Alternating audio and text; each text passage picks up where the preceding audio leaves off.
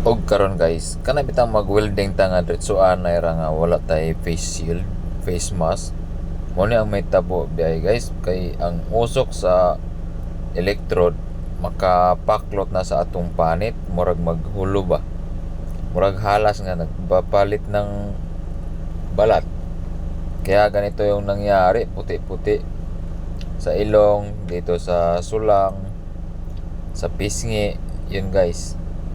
Kaya sa mga magwi-welding po, kailangan po na merong face mask para maprotektahan po ang mukha na hindi papasukan ng usok o kaya hindi mausukan.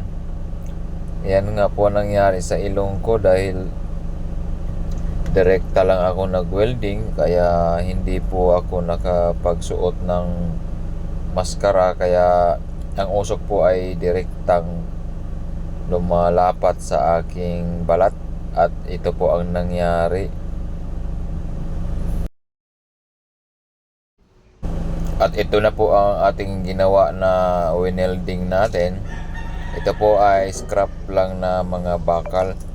Ito ay natitirang bakal na doon sa una nating project. Kaya naisip natin maglagay na lang tayo ng bubong dito sa ating lagayan ng mga bote, mga galon. At ito nga po,